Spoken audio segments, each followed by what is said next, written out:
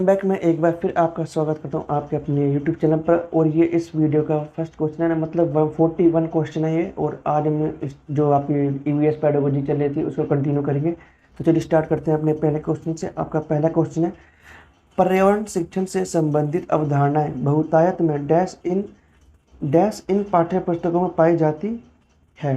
ठीक है, तो आपको बताना है कौन सी पाठ्य पुस्तकों में पाई जाती है। आपका पहला ऑप्शन है जीव विज्ञान एवं रसायन शास्त्र में, भौतिकी एवं भूगोल में, अर्थशास्त्र एवं सामाजिक शास्त्र में। तो यहाँ पर जो आपका पहला ऑप्शन है, जो आपका फोर्थ ऑप्शन है, वो बिल्कुल ठीक होगा। ठीक है, तो यहाँ पर आपका फोर्थ ऑप्शन बिल्कुल ठीक है। नेक्स्ट क्वेश्चन है आपका, निम्नलिखित में से कौन सी अंतर्राष्ट्रीय एजेंसियाँ पर्यावरणीय शिक्षा के कार्यक्रमों के लिए सहयोग देती हैं। तो यूनेस्को हो गया, विश्व बैंक हो गया, यूनिसेफ हो गया और यूनेप हो गया। ये चारों ही ऐसी संस्थाएं हैं जो आपके जो पर्यावरण से संबंधित जो एजेंसियाँ हैं, इनके मतलब पर्यावरण से रिलेटेड जो भी बड़े बड़े मुद्दे होते हैं उनमें कहीं ना कहीं ये सहयोग करती हैं। जैसे विश्व बैंक हो गया, ये बाढ़, भूकंप आदि जो आपकी आपातकालीन जो स्थितियाँ हैं या किसी देश की अर्थव्यवस्था बिगड़ रही है, तो ऐसे में ये मतलब पैसा मुहैया कराती है देशों को। ठीक है, जो यूनेस्को है इसमें मुद्दों को लिया जाता है, आपके जो कैसे वैश्विक भूख बढ़ मतलब वैश्विक गर्मी बढ़ रही है, मतलब आपको ग्लोबल वार्मिंग जो बढ़ रही है। ठीक है, तो यहाँ पर आपका जो फोर्थ ऑप्शन है बिल्कुल ठीक होगा। चारों ये काम में आती हैं, चारों एजेंसियाँ। निम्नलिखित कथनों पर विचार कीजिए। तो आपको बताना है क्या। पहला ऑप्शन आपका, पर्यावरण उन्मुखी योजना वर्ष 1998 में मानव संसाधन विकास मंत्रालय द्वारा शुरू की गई। तो यहाँ पर ये पहला ऑप्शन ठीक है। इस जो मंत्रालय मानव संसाधन विकास मंत्रालय, अब इसका नाम चेंज हो चुका है, तो आप देख लेना क्या नाम रख दिया गया है, वैसे मुझे तो पता है। ठीक है, 1988 में शुरू की गई थी। और दूसरा ऑप्शन आपका, राष्ट्रीय हरित कोर का उद्देश्य देश के प्रत्येक जिले में इको क्लबों की स्थापना करना था। तो केवल पहला या केवल दूसरा ऑप्शन होगा, या कौन सा ऑप्शन सही होगा इनमें से। तो दोनों ऑप्शन बिल्कुल ठीक है, तो यहाँ पर थर्ड ऑप्शन बिल्कुल ठीक होगा। नेक्स्ट क्वेश्चन है, पर्यावरण शिक्षा के उद्देश्यों की प्राप्ति के लिए पाठ्यचर्या किन बातों पर आधारित होनी चाहिए। ठीक है, आपको बताना है कि हम पर्यावरण की जो शिक्षा की जो हम बुक बना रहे हैं वो किस पर आधारित होनी चाहिए, करिकुलम में जो वो किस के पर आधारित होना चाहिए। तो पहला ऑप्शन आपका, पर्यावरण के विषयों में अधिगम। ठीक है, पर्यावरण के जो टॉपिक हैं उनका स्टडी होनी चाहिए, लर्निंग होनी चाहिए उनसे रिलेटेड। दूसरा ऑप्शन है, पर्यावरण के द्वारा अधिगम, वैसे ही पर्यावरण के द्वारा अधिगम होना चाहिए, अधिगत नहीं है। और तीसरा ऑप्शन है, पर्यावरण के लिए अधिगम। ठीक है ना, पर्यावरण के को पढ़ना है, पर्यावरण के लिए पढ़ना है। ठीक है ना, ये इस तरीके से है। तो यहाँ पर आपका फोर्थ ऑप्शन बिल्कुल ठीक होगा। नेक्स्ट आपका क्वेश्चन है, पर्यावरण अध्ययन की पाठ्य पुस्तक रेलवे टिकट का एक नमूना दिखाना में। अब पर्यावरण का जो आपकी बुक है उसमें एक चैप्टर जिसमें रेलवे की टिकट दिखाई गई है, तो वो क्या शो करती है, इस चीज़ आपको बताना है। निष्कर्ष पर पहुँचने की बच्चों की कुशलता का विकास करना।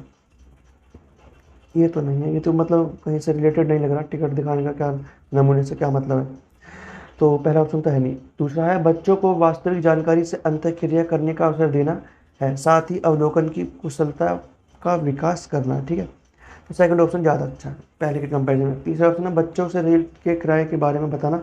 तो वही अच्छा नहीं है कि रेल के किराए के बारे में बताना, बच्चा जानकर क्या करेगा।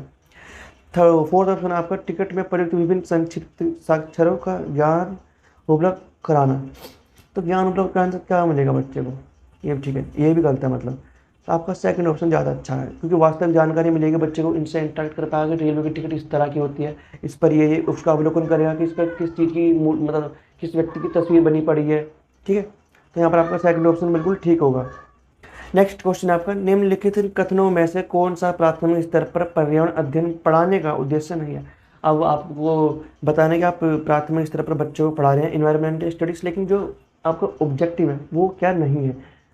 तो पहला ऑप्शन आपका, बच्चों पर आकलन के लिए शब्दावली और परिभाषाओं का बोझ डालना वाले। ठीक है ना, मतलब आपको परिभाषा का बोझ डालना है, कुछ ही ऐसा कहने की कोशिश कर रहा है बच्चों पर, हम इसलिए पढ़ा रहे हैं, ये उद्देश्य है क्या। ये उद्देश्य तो नहीं है, ये पूछा है, तो ये उद्देश्य नहीं होगा। ठीक है ना, कि हम बच्चों पर शब्दावली हम इसलिए नहीं पढ़ा रहे कि बच्चों पर बोझ हो इन चीज़ों का, परिभाषा का और शब्दावली का, कि बच्चा सिर्फ मीनिंग्स आपके वर्ड मीनिंग जान सके। ठीक है, दूसरा ऑप्शन आपका, जीवन और पर्यावरण से सरोकार रखने मूल्य को आत्मसात करना।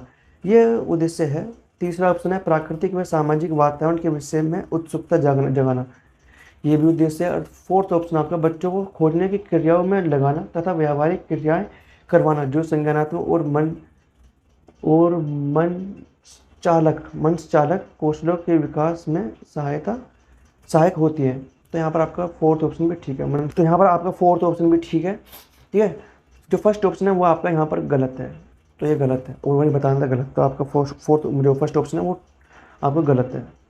नेक्स्ट क्वेश्चन है, निम्नलिखित में से कौन सा प्राथमिक विद्यालय में पर्यावरण अध्ययन पढ़ाने का उद्देश्य निरूपित है, ठीक है ना। अब आपको बताना है क्या पढ़ाने का उद्देश्य हो सकता है।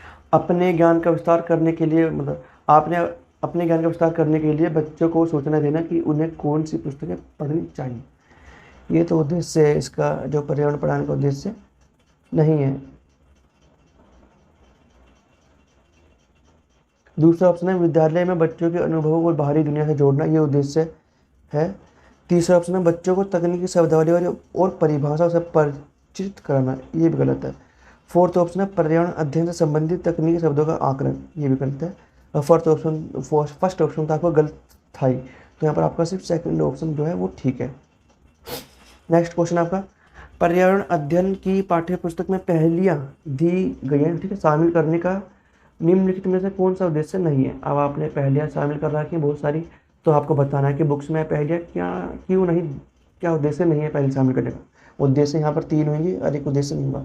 बच्चों के मस्तिष्क को भ्रमित करना और उन्हें इस भ्रम का आनंद उठाने देना, ठीक है, भ्रमित नहीं रखना अपना हमें बच्चों को जो कॉन्सेप्ट है उन्हें क्लियर करना है, ठीक है ना, क्लियर रखना है कि ऐसा क्यों हो रहा है। दूसरा ऑप्शन है सृजनात्मक चिंतन की योग्यता और उत्सुकता का विकास करना, ठीक है। बच्चों में आलोचनात्मक चिंतन शक्ति विकसित करना, ये भी ठीक है। आलोचना का मतलब ये नहीं कि सिर्फ नेगेटिव एस्पेक्ट्स को बताएं। आज आलोचना का मतलब है कि बच्चा उसके दोनों पक्षों को बता सके, अच्छे भी बुरे को भी। मतलब लोग बहुत बार क्या करते हैं, आलोचना का मतलब सिर्फ नेगेटिव एस्पेक्ट को लेके चलते हैं, बल्कि ऐसा नहीं है। फोर्थ ऑप्शन आपका बच्चों में तर्कना शक्ति का विकास करना, ठीक है, बच्चा रीजनिंग अपनी जो है उसको विकसित कर सके। तो पहला ऑप्शन जो है आपका वो गलत है और सब ठीक है, और आपको गलती बताना था। नेक्स्ट क्वेश्चन है पर्यावरण अध्ययन की कक्षा में संकल्पनाओं को स्पष्ट करने के लिए कविताओं और कहानियों के कथन का प्रयोग करना सहायता करता है, ठीक है। किसमें सहायता करता है, पाठ्य को आनंददायक और रोचक बनाने में, ये तो ठीक कह रहा है। स्थानीय एवं वैश्विक स्तर पर संसार की प्राकृतिक की खोज को और कल्पना करने की योग्यता को बढ़ावा देने में, ये भी ठीक है, पहले के कंपैरिजन में ज़्यादा ठीक है ज़्यादा।